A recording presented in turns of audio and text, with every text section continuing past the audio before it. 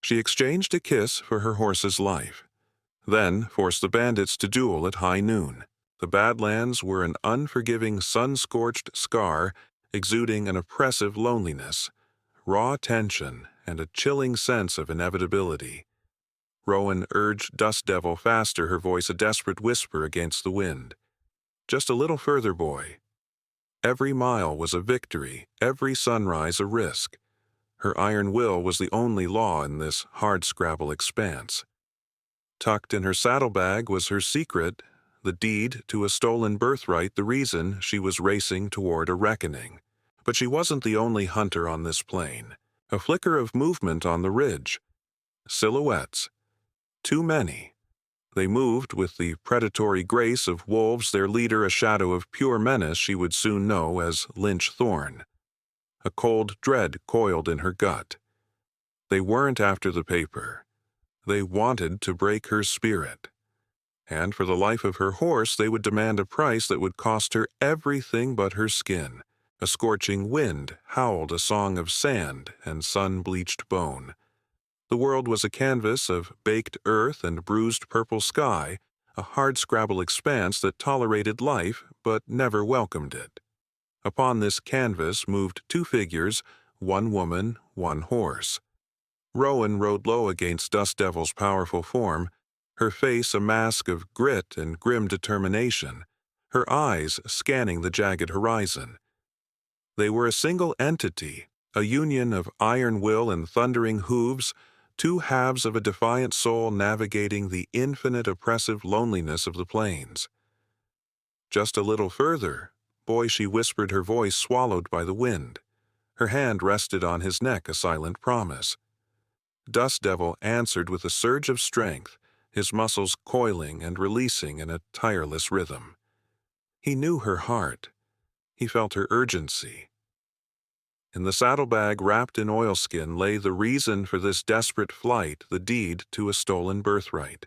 A piece of paper that held the ghosts of her family and the slim flickering hope of her future. It was a fool's errand, a lone woman chasing a debt the world had long forgotten. But it was her errand, and she would see it done. Then the world stopped. It began as a flicker on the ridge, a shimmer in the heat haze that resolved itself into form. A rider, then two, then five. They did not move like travelers. They flowed down the rocky slopes like water, silent and purposeful, spreading out to cut off the earth. A predator's grace. Rowan's heart hammered against her ribs, a frantic drumbeat of dread. She pulled Dust Devil to a halt, the stallion sensing the shift, his body tense as a drawn bowstring. There was nowhere to run. The land that had been her sanctuary was now her cage. They surrounded her in a loose, menacing circle, their horses kicking up plumes of red dust. Their leader trotted forward, a man who seemed carved from the cruel rock itself. He was tall, with a smile that never reached his cold, calculating eyes. This was him. The shadow whispered about at frightened campfires. Lysander Lynch Thorne. Well, now Thorne drawled, his voice smooth as polished stone but carrying the threat of a rattler's hiss. He let his gaze drift from Rowan's face to the magnificent form of Dust Devil. A fine piece of horseflesh. A man could ride to the devil and back on a beast like that. Rowan's hand instinctively tightened on the reins. She said nothing. Her silence was a shield. Thorne chuckled, a dry, humorless sound. Not much for conversation, are you ashamed? He dismounted, his boots crunching on the gravel with unnerving confidence. He walked a slow circle around her, his eyes taking in every detail. Behind him, his second-in-command, a hard-faced man named Gage, watched with a stony indifference that felt more dangerous than Thorne's overt menace. "I'll take the horse," Thorne announced, stopping before her, "and whatever you've got in those bags. But a prize like you deserves a bit of sport first." Rowan's eyes narrowed. "You'll get nothing from me." "Oh, I think I will," Thorne countered, his smile widening. He drew a long-barreled Colt, the click of the hammer being pulled back unnaturally loud in the sudden stillness. He did not point it at her. He aimed it squarely at Dust Devil's head. The horse flinched, but stood his ground, trusting her. A shard of ice pierced Rowan's heart. Panic, cold and sharp, threatened to swallow her. This was the end of the line. A beautiful animal, Thorn mused, his finger caressing the trigger. It'd be a real shame to waste him. All that power, all that spirit, just gone. Turned to meat and memory. He looked back at her, his eyes glittering with a perverse light. But I'm a reasonable man. I'm a connoisseur of beautiful things, and I believe in fair trade. He holstered his pistol. The hook was set. The trap was sprung. Spare his life, Thorn proposed, his voice dropping to a conspiratorial whisper. And give me a kiss. The words hung in the air, more obscene than any curse. It wasn't a request. It was a violation, a way to shatter her will, to brand her with his power. Gage shifted behind him, a flicker of disgust crossing his features for a bare instant before vanishing.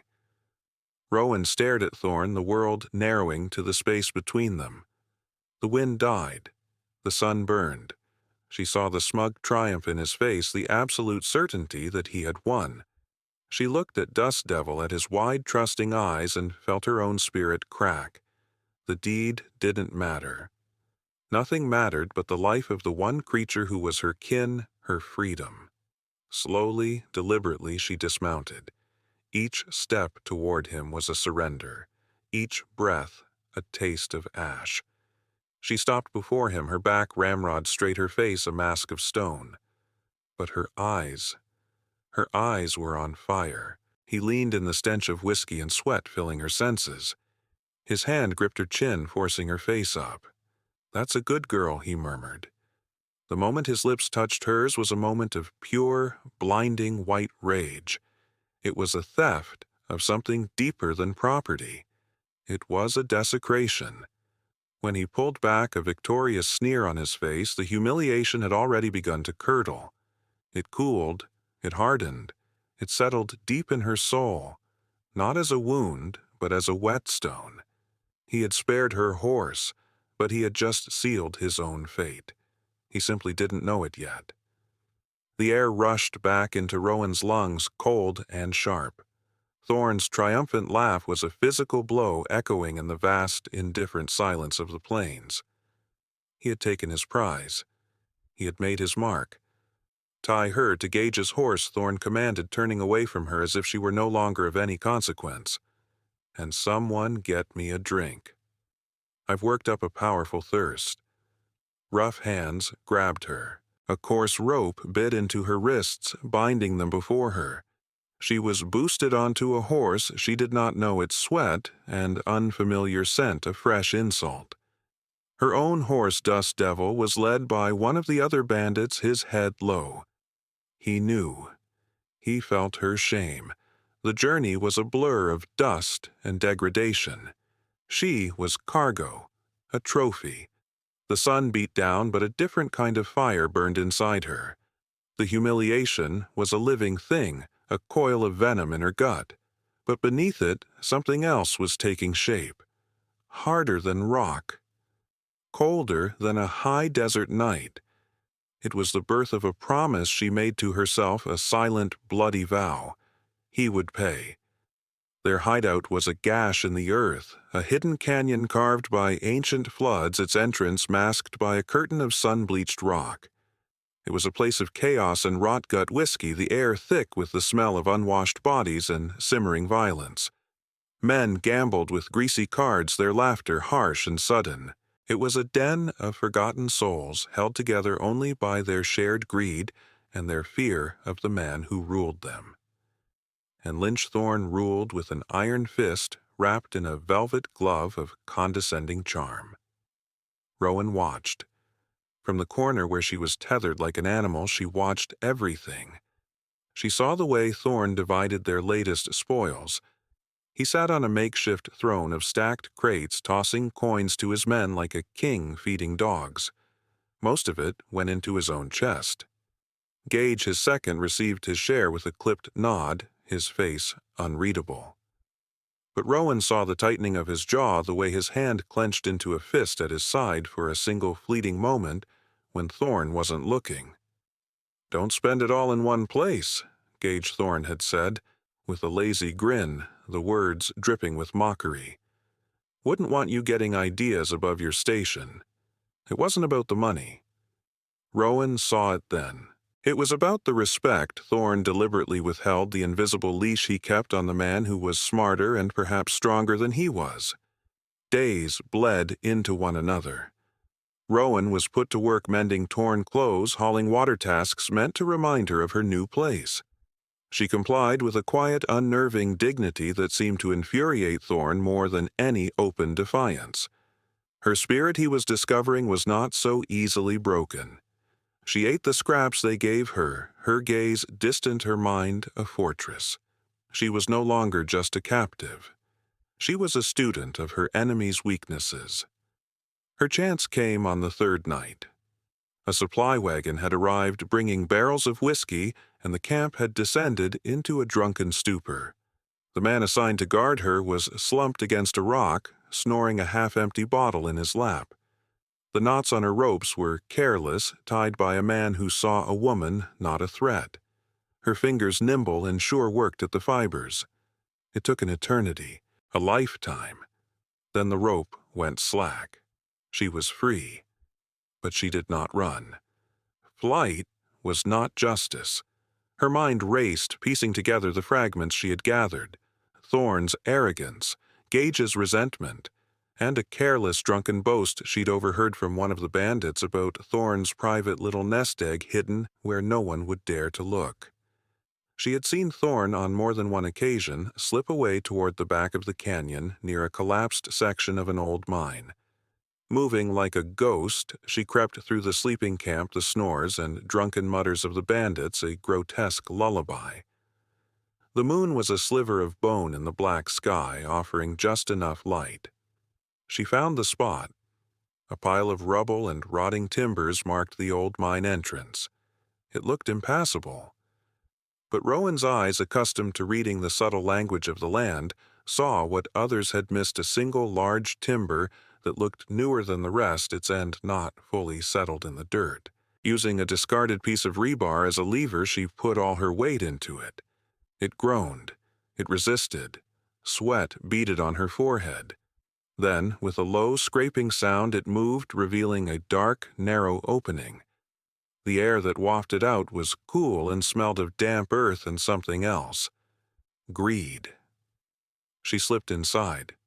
In the cramped, dark space, her hands brushed against a heavy, iron-bound chest. It was unlocked. Thorn's arrogance was his undoing. She lifted the heavy lid. It was not filled with gold. It was something far more valuable. Inside, nestled on velvet cloth, were deeds to land surveyors' maps and a thick leather ledger. But there was one other thing. A silver-inlaid Schofield revolver, its handle carved with a distinctive G. Rowan's breath caught in her throat. She had seen Gage stare at that same model in a gunsmith's window in a town miles away, his face etched with a raw, naked longing. This wasn't just loot. This was a collection of betrayals, and a tool. A cold, brilliant, terrible idea bloomed in the darkness of her mind. It was a plan forged in humiliation and honed by a silent, burning rage. He had forced a kiss to prove his power. Now she would use his own greed and pride to force him into a duel he could not win. The board was set. The pieces were in place. All that was left was to choose her pawn. The Schofield revolver felt cold and heavy in Rowan's hand. It was a beautiful weapon inlaid with silver that gleamed like a serpent's scale even in the subterranean dark.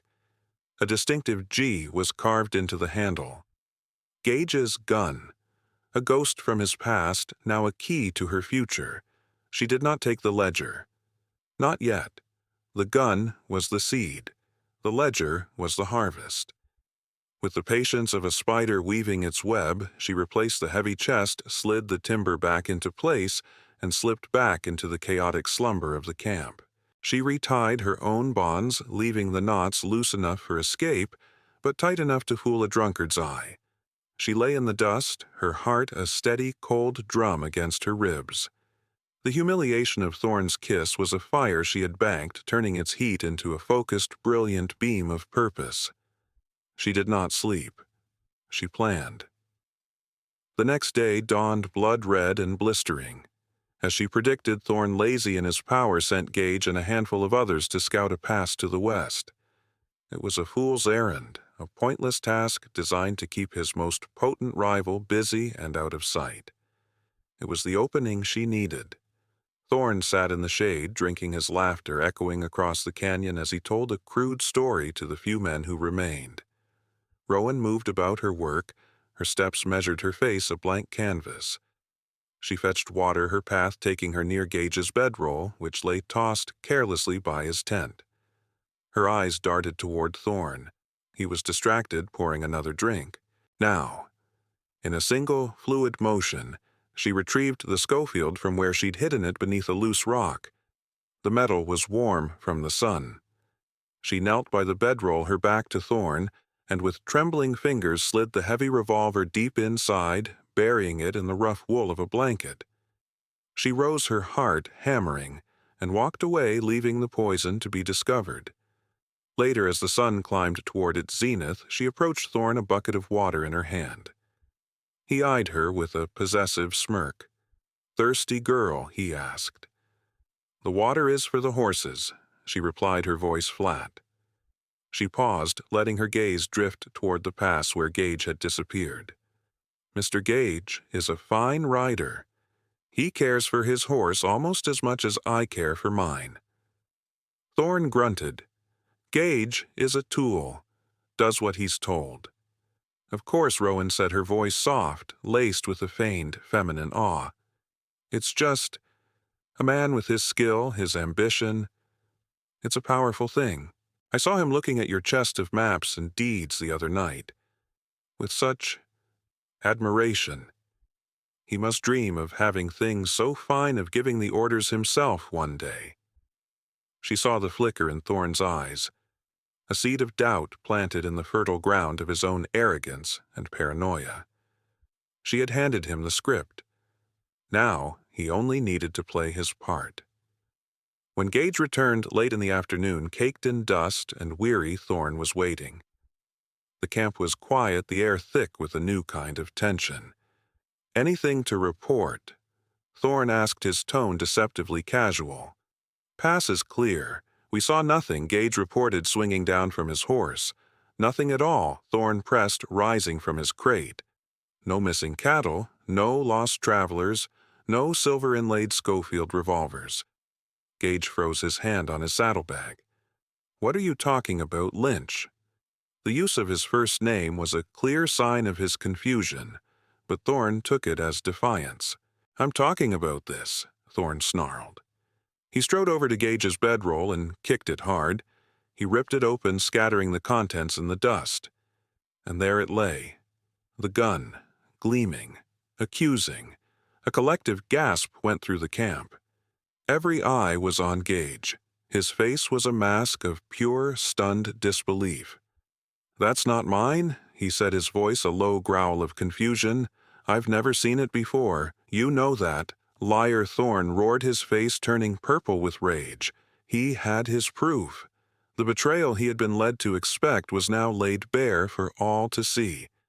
"You were planning on putting a bullet in my back, taking what's mine. This is a setup." Gage spat his own anger, rising to meet Thorn's. He looked around wildly, his eyes landing on Rowan, who stood watching from the shadows, her face a mask of perfect, innocent fear.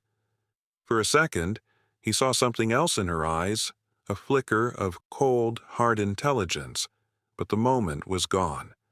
Thorn laughed, a high, unhinged sound. He was in complete control, the master of this drama. Killing Gage now would be easy, but it would be quiet. It wouldn't send the right message. He needed a spectacle. He needed to remind these men who held the power of life and death. "You want to play the big man?" Gage Thorn bellowed, his voice echoing off the canyon walls. "You want my share. You want my name. Then you can face me for it. Like a man." He pointed a single trembling finger toward the center of the camp. "High noon tomorrow. You and me. We settle this in the dust." The challenge hung in the air, irrevocable. Gage, trapped and falsely accused, had no choice. To refuse was to die a coward. To accept was to walk into a killer's game. He looked from Thorne's triumphant, snarling face to the faces of the other men and saw no help there. He gave a single sharp nod. Rowan watched from the shadows, a silent observer to the chaos she had unleashed. The puppets were on their strings. The stage was set, and she was the only one who knew how the final act would end. The night before the duel was a long, waking dream. The camp simmered in a stew of whiskey-fueled bravado and quiet, gnawing fear. Men sharpened knives they would not use, their hands needing a task to quiet their minds. From her corner, Rowan was a statue of stillness. She watched the firelight dance across the hard, nervous faces, listening to the rhythm of a camp holding its breath. The moon rose a cold, impartial witness in a sky choked with stars. It saw the predator in Thorne polishing his revolver with a lover's care. It saw the ghost in Gage staring into the flames as if searching for an escape he knew would not come. And it saw Rowan, her eyes wide open in the dark, her mind a razor honing the edges of her intricate, terrible plan. Dawn broke not with a song, but with a suffocating silence. The air grew thick, heavy. The sun began its relentless climb, a merciless clock ticking toward noon. One by one, the men emerged from their tents, their faces pale beneath their sun-bronzed skin. They gathered in a loose, ragged circle in the center of the camp, the dust of the makeshift street their arena. There was no cheering, no placing of bets. This was not sport. It was an execution. Thorne strode into the circle, confident, imperious.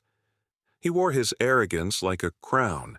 Gage followed his steps, heavy as face, a mask of grim resolve. He was a dead man walking, but he would walk with his head held high. He met Thorne's gaze, and in that look a silent war was fought and lost. 10 paces, Thorne declared, his voice booming with theatrical authority. "Turn and fire. May the best man win." The lie was so thick Rowan could taste it. They stood back to back. The camp held a collective, shallow breath. Every eye was fixed on the two figures, two pillars of ego and resentment about to collide. This was her moment. The world had narrowed to that single point of conflict, and in that focus she was invisible. She slipped the loose ropes from her wrists, a ghost in the searing light. She did not run for the horses. Not yet. Her first target was the mine. She moved with a purpose that defied fear, her bare feet making no sound on the packed earth. She slid the timber aside, slipped into the cool darkness, and retrieved the heavy leather ledger. This was the proof. This was the key. Then to the horses. Dust Devil saw her, a soft nicker rumbling in his chest. He was her freedom, her thunder. She untied him, her fingers working with swift precision. She found Gage's saddle, ripped open the bag, and pulled out a rifle and a box of cartridges. She was no longer a victim. She was an arsenal. She swung onto Dust Devil's bare back, the ledger tucked securely under her arm, the rifle resting across her lap. She was a queen ascending her throne. From the mouth of the canyon she watched the duel unfold. 7. Thorne's shoulders were relaxed, confident. A killer's poise. 8. Gage's back was ramrod straight. A soldier facing a firing squad of his own making. 9. A bead of sweat trickled down a bandit's face. 10. They turned. The world exploded in a simultaneous roar of gunpowder and fury. It was not a clean duel. It was a messy, hateful exchange. Thorne was faster as draw, a blur of silver and smoke. His bullet caught Gage high in the chest, spinning him around. But Gage, even as he fell, was a truer shot. His bullet slammed into Thorne's gut, a solid, sickening impact that buckled the leader's knees. Both men hit the dust. Chaos erupted. For a heartbeat, the bandits were statues of shock. Then they surged forward, shouting confused their loyalties, shattering with their leaders. It was into this maelstrom that Rowan rode. She did not charge. She entered at a steady, deliberate walk, dust devil's hooves stirring the bloody dust. The sight of her, the captive girl, now armed and mounted on a war horse, an avenging angel emerging from the sun's glare, froze them in their tracks. The shouting died. The chaos subsided into a stunned, fearful silence.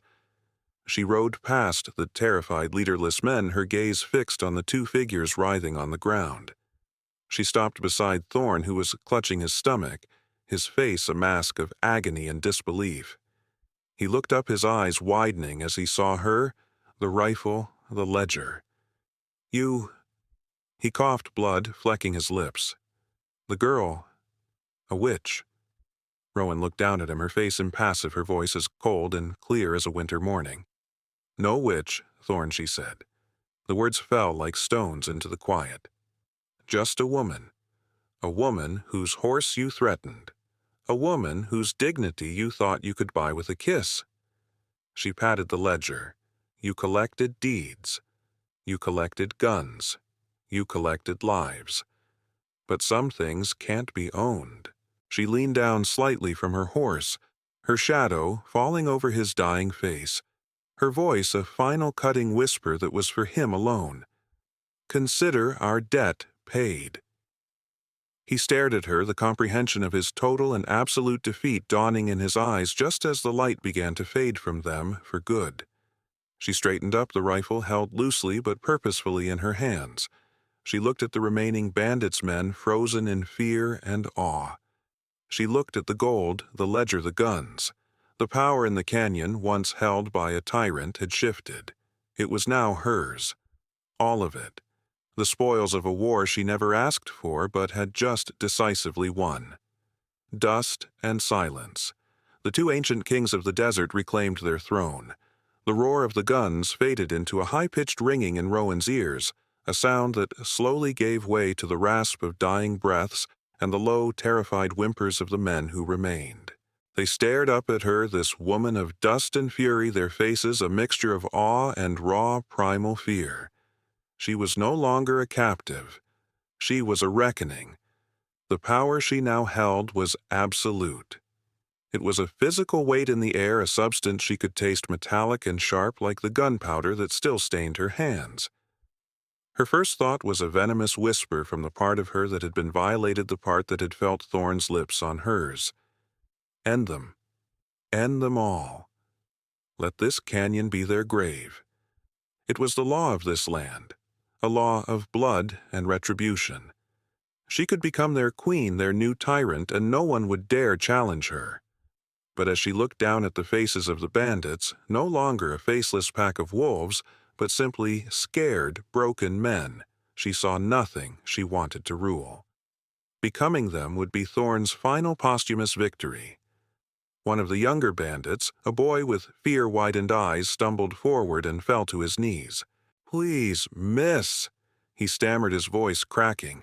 We just followed orders. What do you want from us?" The question hung in the air. "What do you want?" Rowan's gaze swept over them, cold and appraising. Then, in a move that shocked them more than any gunshot would have, she swung her leg over Dust Devil's back and slid to the ground.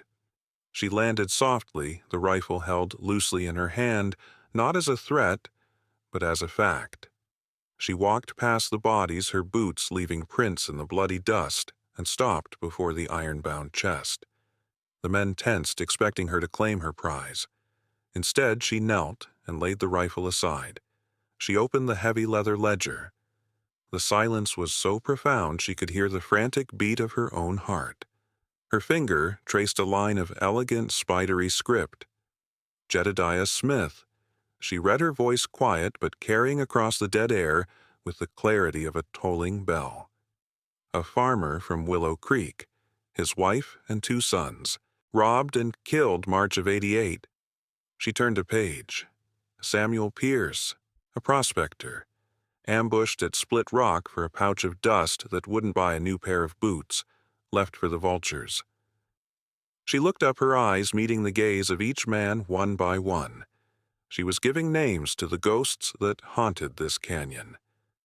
"This is a book of sorrows," she said, closing it with a soft, final thud. "And every one of you helped write a chapter." She rose to her feet, the full weight of her decision settling upon her. "I am not your new leader," she said, her voice hard as iron, "and I am not your executioner. Your judgment will come, but it will not be from the barrel of my gun today." She pointed a single steady finger toward the bodies of Thorn and Gage. "You will bury your dead. You will take your own horses, 1 canteen of water each, and enough food for 2 days. The rest, the gold, the supplies, the weapons, you will leave. This ledger is my insurance." She held it up. "Scatter. Ride in opposite directions and never ride together again. If I ever hear the name of Thorn's Raiders, this book finds its way to the federal marshal in Fort Smith. Your lives are your own, for as long as you can outrun the ghosts you've made." She gave them a final dismissive command. "Get out of my sight." For a moment they were frozen, unable to process the verdict. It was not the death they expected, nor the freedom they could comprehend. It was something else, a conditional mercy, a life sentence of exile. Then they broke. They scrambled to obey a frantic, desperate energy seizing them. They were no longer a gang. They were just men running from their past. Rowan watched them go, her face impassive. She stood alone in the canyon, surrounded by the spoils of a war she had won. The gold inside the chest glittered, a siren song of wealth and power. She could take it, start a new life, be a rich woman in a world that respected nothing else. But her fingers brushed against the cover of the ledger, and she knew. The weight of that gold was heavier than the weight of her poverty had ever been. As the last rays of the sun painted the canyon walls in hues of fire and blood, Rowan saddled Dust Devil. She took nothing but the ledger and the silver-inlaid Schofield, a single trophy not of greed, but of a promise kept to herself. She rode out of that canyon not as a victim, and not as a queen, but simply as a woman who had been to the edge of hell and had chosen to walk back into the light. The wind picked up, cool and clean, and it felt like forgiveness. It felt like her own name spoken back to her, whole and unbroken. The seasons turned.